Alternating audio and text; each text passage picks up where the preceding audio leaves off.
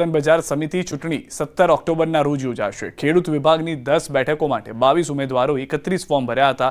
તેવી જ રીતે વેપારી વિભાગની 4 બેઠકો માટે 14 ઉમેદવારોએ 26 ફોર્મ અને ખરીદ વેચાણ સંઘની 2 બેઠકો માટે 3 ઉમેદવારોએ 4 ફોર્મ ભર્યા છે। એપીએમસીની ચૂંટણીમાં 795 મતદારો પોતાના મતાધિકારનો ઉપયોગ કરશે। ભાજપના રાજકારણમાં ગરમાવો આવ્યો છે। ડેડિયાપાડાના આપના ધારાસભ્ય ચૈતર વસાવા દ્વારા રોડ મુદ્દે કરાયેલા આંદોલનને લઈને ભાજપમાં આંતરિક વિખવાદ ઊભો થયો છે। પહેલા ચૈતર વસાવા અને મનસુખ વસાવા વચ્ચે તૂતુ મેમે થતી હતી, પરંતુ હવે ચૈતર વસાવાને લઈને ભાજપના સાંસદ અને નાંદોદના ધારાસભ્ય આમને સામને આવી ગયા છે। સાંસદ મનસુખ વસાવાએ આરોપ લગાવ્યો કે નાંદોદના ધારાસભ્ય દર્શનાબેન દેશમુખ ચૈતર વસાવાને સપોર્ટ કરી રહ્યા છે, તો બીજી તરફ સાંસદના આક્ષેપો અંગે તેમણે માત્ર એટલું કહીને વાત ટાળી દીધી, એ બાબતે મારે કોઈ ખુલાસો આપવાનો ન હોય। કે એંગલથી મારો વિરોધ કરે છે સમજાતો નથી, કારણ કે ઘણી જગ્યાએ બોલે છે કે ચૈતરભાઈને ફિટ કરવામાં મનસુખભાઈનો હાથ છે। જે ચૈતરભાઈ જે જેલમાં 19 દિવસ રહ્યા, અરે 90 દિવસ રહ્યા, એ તો આ જે સંજય સાથે જે બનેલી ઘટના એ ઉપરાંત પાછલા 19 જેટલા ગુના છે એના કારણે ને એમના માણસોએ જે ધમકી આપી, સરકારને, કોર્ટને ધમકી આપી, કલેક્ટરને, પોલીસ વિભાગને ધમકી આપી, લાકડીને પાડ્યા ધાર્યા લઈને નીકળી પડીશું આવી ધમકી આપી, એના કારણે પણ વધુ સમયની જેલમાં રહેવું પડ્યું। મનસુખ વસાવામાં કોઈ રોલ નથી, છતાં પણ દર્શનાબેન જેવા લોકો ચૈતરને બચાવવાના કઈ રીતના પ્રયત્ન કરી રહ્યા છે એમને સમજાતું નથી।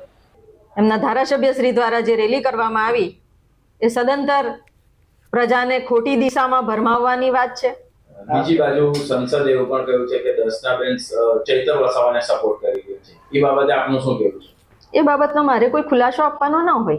વિકાસના 24 વર્ષની ગૌરવશાળી યાત્રાની ઉજવણીનો પ્રારંભ થયો છે। આજથી વિકાસ સપ્તાહની શરૂઆત થઈ છે, જે 15 ઓક્ટોબર સુધી ચાલશે। આજે 7 ઓક્ટોબર 2001ના દિવસે નરેન્દ્ર મોદીએ ગુજરાતના 14મા મુખ્યમંત્રી તરીકે શપથ લઈને રાજ્યની વિકાસ યાત્રાને નવી દિશા આપી હતી। આ વિકાસ સપ્તાહની શરૂઆત એક ઐતિહાસિક ક્ષણ સાથે થઈ। મુખ્યમંત્રી ભૂપેન્દ્ર પટેલ, રાજ્ય મંત્રીમંડળ, મુખ્ય સચિવ પંકજ જોશી અને વરિષ્ઠ અધિકારીઓએ વિધાનસભા પોડિયમ ખાતે સામૂહિક ભારત વિકાસ પ્રતિજ્ઞા લીધી। આ પ્રતિજ્ઞામાં પ્રધાનમંત્રી નરેન્દ્ર મોદીના વિકસિત ભારતના સ્વપ્નને સાકાર કરવા મન, વચન અને કર્મથી સમર્પિત રહેવાનો સંકલ્પ વ્યક્ત કર્યો। શપથવિધિથી આજની શરૂઆત 7 થી 15 ઓક્ટોબર સુધીની જે વિકસિત સપ્તાહ તરીકે અનેકવિધ નવા આયામો અને લોકો સુધી લાભ પહોંચાડવાનો અને સાથે અત્યાર સુધીમાં ગુજરાતે મેળવેલી સિદ્ધિઓ અને અનેક નવા શિખરો સર કરવા માટેની આજની સોગંદવિધિથી આજે શરૂઆત થઈ છે।